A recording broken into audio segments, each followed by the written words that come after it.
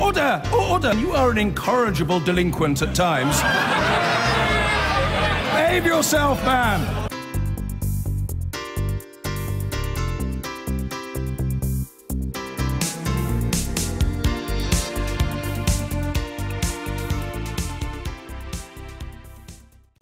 Let's move on. This week, the government passed another Brexit milestone when it introduced the repeal bill to the Commons. It'll incorporate all the EU laws into the UK's domestic legislation and click in after we leave. And although a vote on the bill isn't due till the autumn, the government still has plenty on its plate when it comes to Brexit. Brexit Secretary David Davis and the EU's negotiator Michel Barnier will sit down for another helping of Brexit negotiations in Brussels this week. Progress now needs to be made on some big questions. They include the rights of EU citizens living here and UK citizens living in Europe, how to maintain an open border between Northern Ireland and the Republic of Ireland, and the size of the financial settlement or so-called divorce bill the UK will pay when leaving. Previous estimates have included a figure of €60 billion or higher. The British government has put no figure on it, simply saying it'll meet its legal obligations. This week, Foreign Secretary Boris Johnson said the EU could go whistle if it was expecting an extortionate fee from the UK. Brussels wants this set of negotiations, focusing on the principles of separation, to be done by the end of the year. They can then turn to the main event, the future trading relationship between the UK and the EU. While the UK remains a member of the EU Customs Union, it cannot sign its own free trade deals. But it can hold advanced discussions with other countries. This week, Australian Prime Minister Malcolm Turnbull said his country was very keen for a deal as quickly as possible. And at the G20 summit, Donald Trump said he wanted to sign a very powerful UK-US trade deal very quickly. But as trade deals normally take years to negotiate, it's unclear exactly when the first ones will be ready for post-Brexit Britain to sign. So there'll be plenty for both sides to digest as negotiations continue over the summer. I'm joined now by the International Trade Secretary, Liam Fox. Welcome to the Sunday Politics. Now, your brief is to agree new free trade deals, but you cannot sign any until Brexit is done. Can you even begin proper negotiations this side of Brexit, or is that illegal too?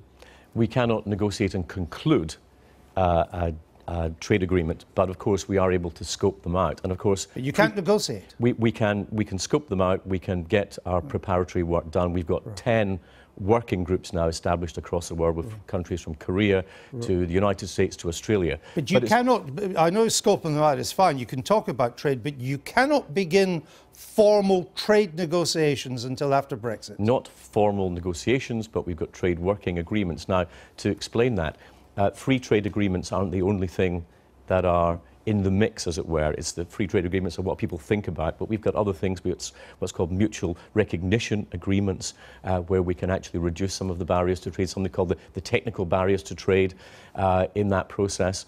And of course, we've got a number of other things going on. We've got to get our trading schedules in Switzerland and Geneva at the World Trade Organization organised. Then we've got 40 EU free trade agreements that we're party to. We've got to get all of them ready, because if we were not to negotiate those and be ready on the first day of Brexit, there would be huge market disruption. Right, and I want to come on to that in a minute. But although you can clearly do a lot of technical work and you can have lots of talk, you can talk till the cows come home.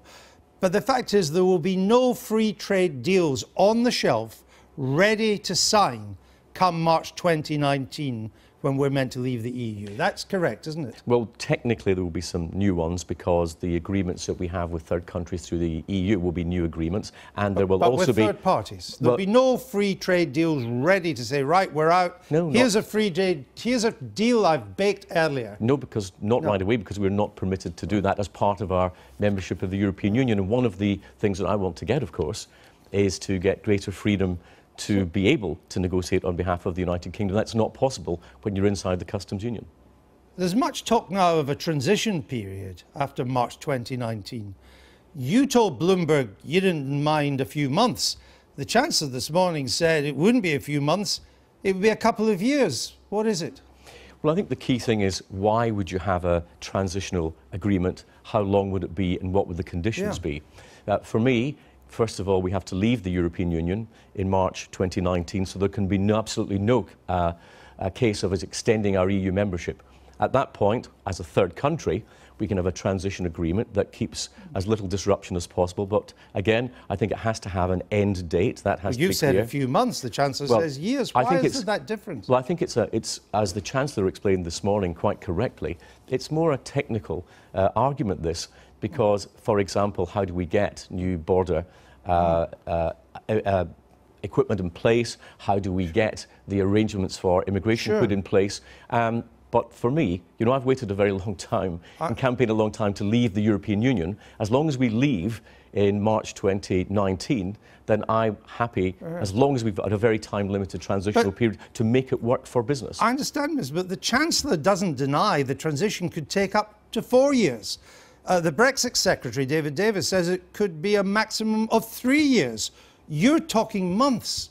Shouldn't you sort out this message round the cabinet table instead of all three of you sending mixed messages to business and to voters? Well, it will be dependent upon what, for example, HMRC tell us in terms of our customs capability, how the investment in that is going. It's also a question of negotiating with our European partners. We know what's involved. Why are you all sending out these mixed messages? Well, I don't have a problem with the transition period as long as it's time limited, and as long as, and very crucially, and here's a very crucial element, it's not just the time, it's the conditions.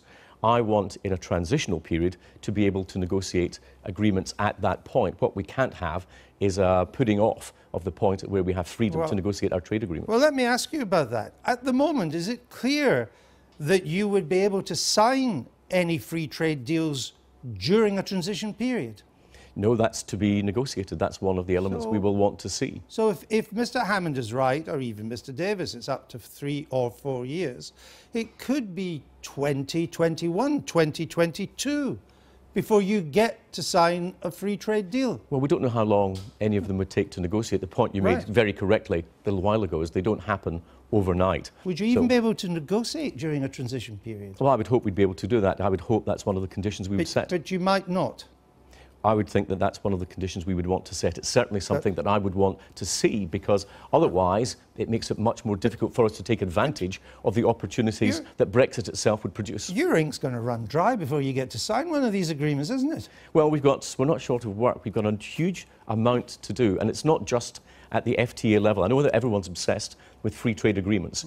We have, for example, what do we get at the World Trade Organization? Because the real gain for the United Kingdom is to get a global liberalisation in the services sector. That is what would actually benefit the UK economy most. And I want to come on to that in a minute. But before I do, are you part of this group of cabinet ministers that now seems regularly to be briefing against Philip Hammond? No, I absolutely deplore leaks from the cabinet.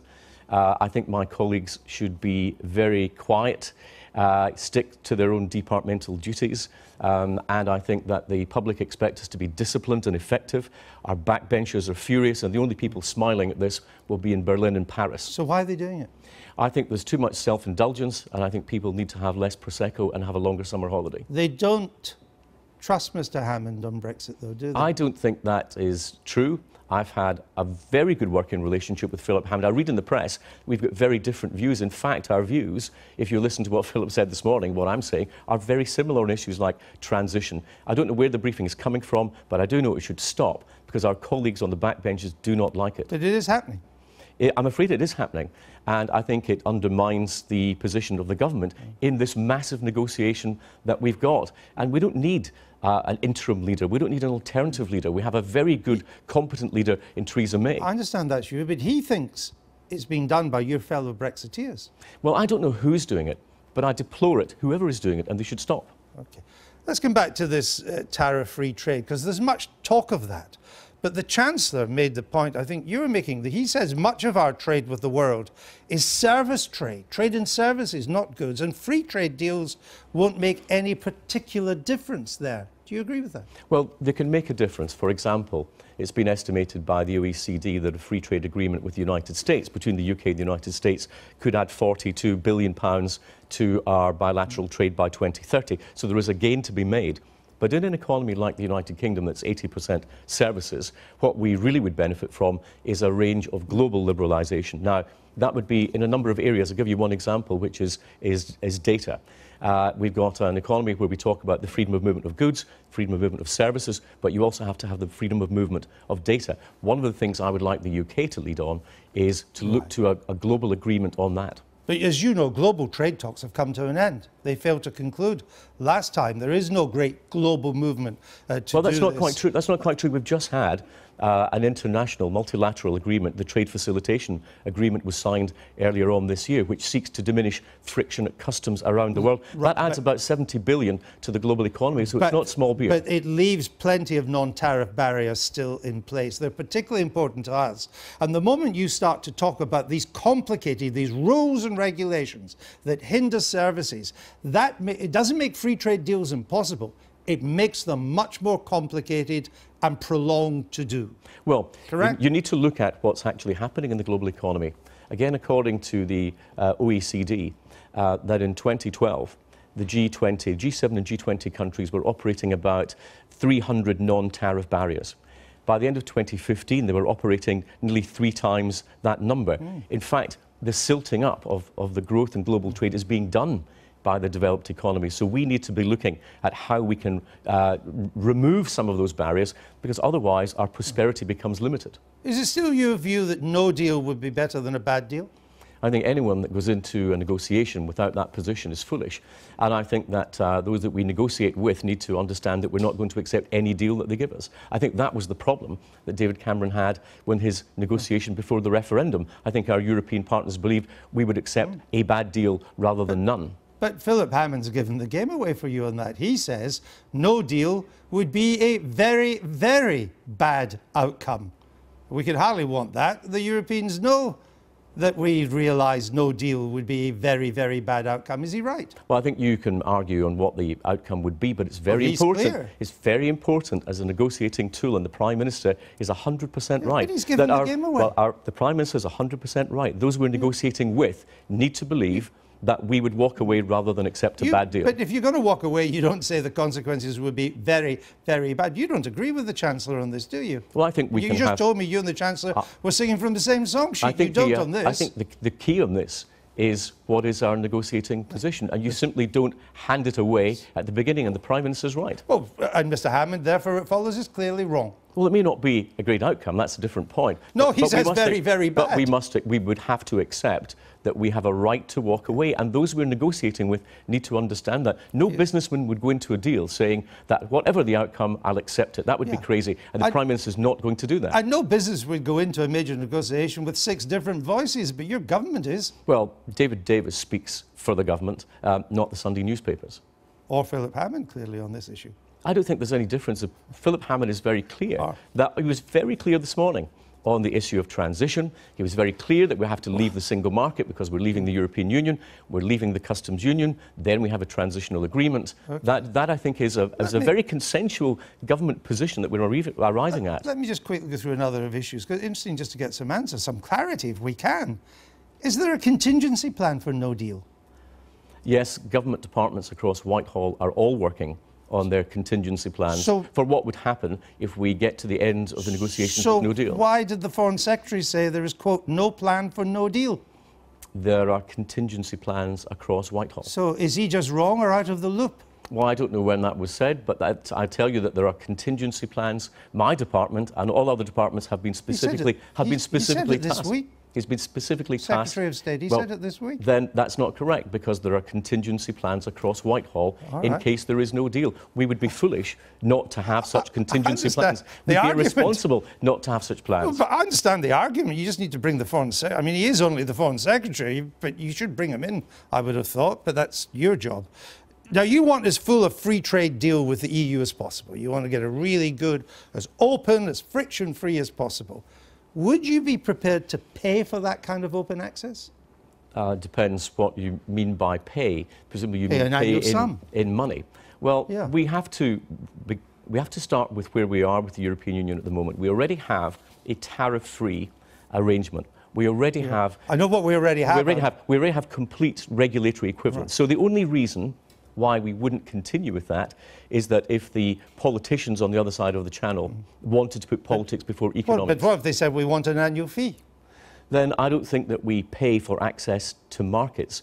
If they're talking about Britain continuing to pay for those international arrangements that we're ready to... No, I'm not talking about that, and I think you know, Minister, I'm not. I'm saying if we get a full access trade deal, but they say you have to pay an annual fee for this full access, should we pay it? Well, I wouldn't want to make a public position while our negotiations are coming on, but I think you'd find that very difficult to square, for example, with WTO law. Has there ever been a free trade deal where you paid the other side for access?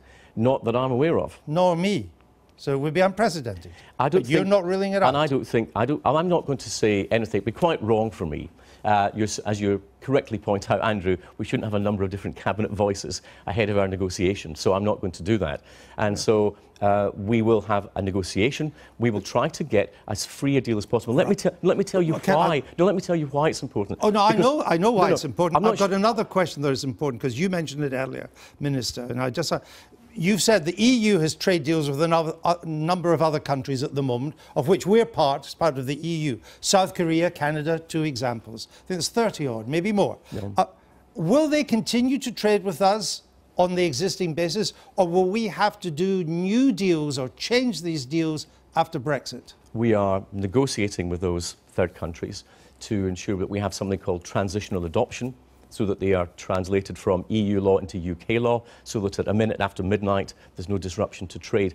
However, so you're not clear, is it? Well, it is very clear, but you're not quite right about the Canada deal, because Canada has not yet been ratified by the European Union. You know what I mean. So we don't know yet if we can carry on trading with those countries that the EU already has a free trade deal with on the same basis. Well, we're trying to, but we don't know. We have not spoken to a single country, and we've got working groups already with Switzerland, for example, Korea, which together make up about 82% by value of those EU free trade agreements for the UK.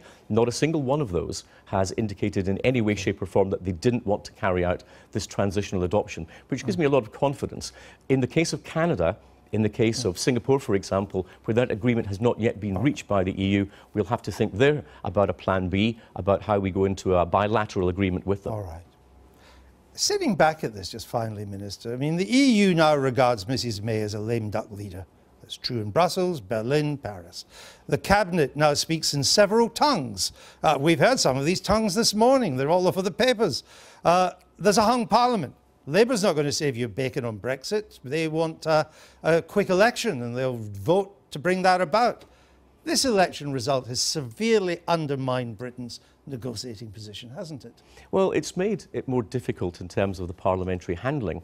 But if you're looking at European governments, they're used to dealing with minority governments all the time. They're used to dealing with coalitions, formal and informal. So it's nothing new to them. The key is that we've got something stronger than that. We've got the will of the British people behind us, clearly expressed in the referendum, that we're going to leave the European Union, whatever Tony Blair or anyone else says.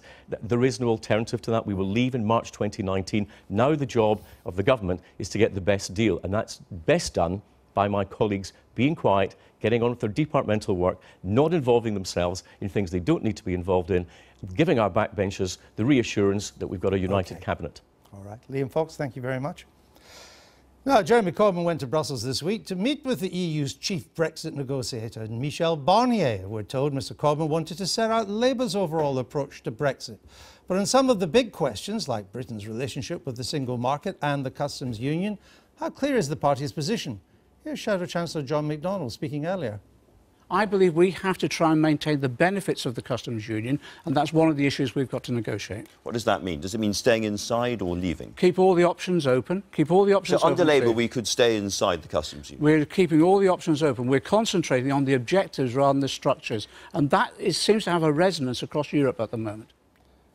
And I'm joined now by the Shadow Business Secretary, Rebecca Long-Bailey. She's in our Salford studio. Good morning to you. Good morning. If there's a snap general election, it could well be Labour negotiating Brexit. So let's try and get some clear answers to some pretty fundamental questions. Let me start. Is Labour in favour of Britain remaining a member of the single market? What we've said is we want to retain the benefits of the single market and the customs union. Now, we've got to be quite flexible in our approach. We appreciate that. But the end goal is maintaining the current benefits that we have, because we're standing on the edge of a cliff, quite frankly, on that matter. But you would contemplate remaining a member of the single market? Well, as I say, I mean, the machinery that we use to retain those benefits is open to negotiation. We've got to respect the result of the referendum. We've got to respect the will of the people in terms of having greater control over our laws, greater control over our borders. If we could negotiate an agreement on remaining within the single market that dealt with all of those issues, then that would be fantastic. But whether that's likely remains to be seen. So we have to look at all of the options on the table. And gaining access to the single market is certainly one of those. Access is a different... Everybody wants access. It's this membership. And I'm still not clear if it would be your aim to negotiate to remain as a member of the single market with all the consequences of free movement and the European Court that would follow from that. Well, what's your position? Well, that's right, Andrew, and that's the position that I've just set out. We want to retain the current benefits that we have as a member of the single market, but we appreciate that there will be free movement and we'll lose control over our laws. Now, that was one of the key positions that were set out in the referendum, and people were extremely concerned about that. So that has to be negotiated. If we could negotiate membership of the single market whilst dealing with free movement and dealing with the other issues, then that would be great, but I think that's probably unlikely, and we'll have to be looking at a more flexible approach that maintains the benefits that we currently have in the single market whilst perhaps not being a member.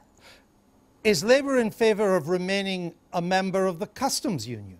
Well, again, the position is very similar. We want to maintain the benefits that we currently have within the customs union, but, you know, we want to have our cake and eat it, as do most parties in Westminster, in terms of being able to negotiate our own trade deals. So you and Boris Johnson are on the same wavelength then?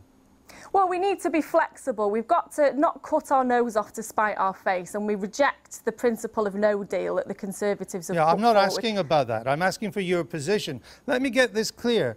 Would you be prepared to sacrifice not being able to do free trade deals as a price for remaining in the customs union? Well, we've got to be extremely flexible. We should be able to carry out and negotiate our own trade deals, and that's the ideal position to be in. You can't do that in the customs union. No, you can't do that in the customs So union. are you in or are you out? And that's why it's a point for negotiation, Andrew, because we want to retain the benefits of the customs union whilst also being able to negotiate trade deals as we see fit, and that will form part of the negotiations themselves. But we can't cut our nose off to spite our face and come out of the customs union without any transitional arrangements whatsoever and send businesses over the edge of a cliff. But it seems that you do want to have your cake and eat it. You want to stay members of the single market, but not have the obligations that go with it. You want to stay in the customs union, but still be able to do free trade deals on your own, which flies in the very face of the principle of the customs union. I mean, your positions are untenable.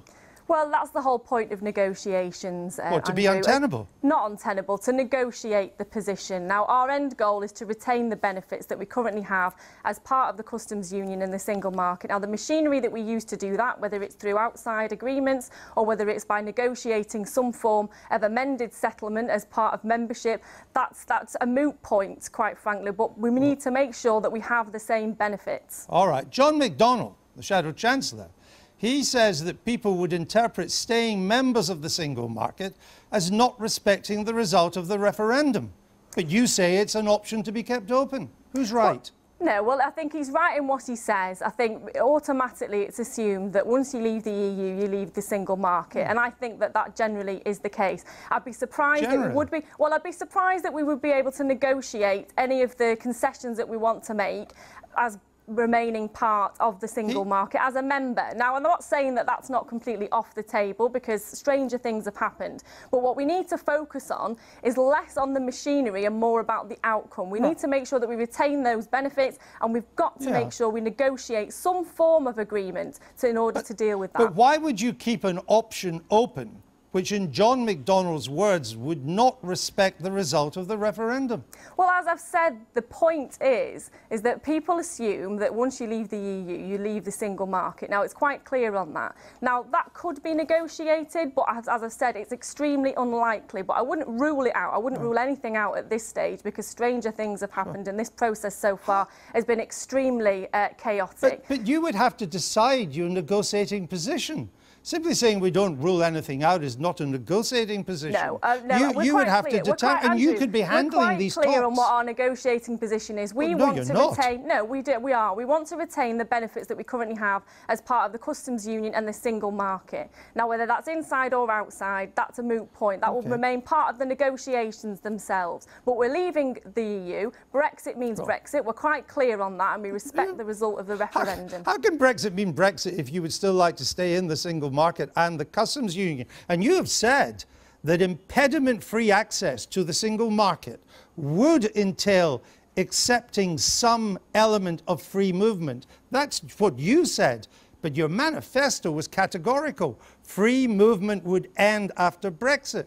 Which is currently Labour policy, you or the manifesto? No, the manifesto is quite clear that free movement would end. And the point that I was trying to... No, Andrew, the point that I was making at the time is that there are some areas that are extremely complex. For example, Euratom refers to the free movement of scientists. There's an extreme state of concern regarding Euratom and its position and the way that we'll be able to operate in terms of our energy industry in the UK. So the government has to look at things like that. There might have to be concessions that are made in certain areas like that in order to get an associative membership, for example. But the clear position overall is that free movement would end, and we're in favour of reasonable and managed migration. We're also not in favour of the current undercutting of wages, for example, through the Swedish derogation, and we want to see that end immediately, because we don't think that it's right that a company can source labour overseas and bring it to the UK and undercut current British employees. All right, let me finish on another topic. John McDonnell again, the Shadow Chancellor. He said this morning, and it's echoed of what he said before,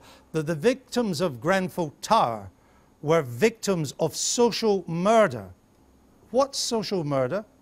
Well, I haven't spoke to John about that, but what happened in Grenfell was absolutely horrific. But are they victims of social murder? It was horrific. Is it? Well, I haven't spoke to John to understand the term, but it was horrific what happened at Grenfell. And one of the concerns that I've got, I mean, in my constituency in Salford and Eccles, we've got a large number of tower blocks that have the aluminium polyurethane cladding on. People are currently living in fear. Now, following the Lacknell House fire, the coroner's inquest made recommendations that government should be looking at installing sprinklers in all social housing projects of over 30 metres high. They haven't done that, and I'd call upon them to do it immediately, whilst also making sure that the funding is available to local authorities and housing providers to carry out the necessary remedial works. One other issue that's come to light recently... No, hold on, I've got another question. This is very important. And so is my question very important. Clear, and housing providers aren't sure whether the products that they've got are safe or not. Now, that's not acceptable. So when John McDonnell says that the people in Grenfell Tower were murdered by political decisions, is he right? Well, I'll go back to the point that I made earlier, Andrew. I haven't discussed it with John, but there was two weeks ago. There was a serious failure in a duty of care. We know. The government should have acted on recommendations following the Lacknell House fire. Were they murdered? They should have acted on recommendations following the Lacknell House fire to retrofit sprinklers, and they didn't. They should have looked at amending building regulations to make sure that they were fit for purpose. There was incompetence, no question. There was dereliction of duty. There were some terrible decisions made that resulted in that appalling event that we saw. But does that amount to murder? It's a simple question. Well, I mean, you could look at whether it's a case of manslaughter, Andrew, but the fact is that people lost their lives through a failure to conduct adequately a duty of care. Now, people would assume that that is murder, if you like, if it was taken through the courts, and it could potentially be classified as corporate manslaughter. Which is not murder. The point is, Andrew, now, we're going round in circles. No, we're not. We're dealing with political rhetoric. The point is that the government should have acted on recommendations to retrofit sprinklers years ago, and it should have looked at amending building regulations instead of kicking the issue into the long grass time and time again. And currently, people where I live are living in extreme fear. They simply want to know whether where they live is safe or not, and we want the government to take action immediately. Rebecca Long-Bailey from Salford, thank you for joining us. Thanks a lot.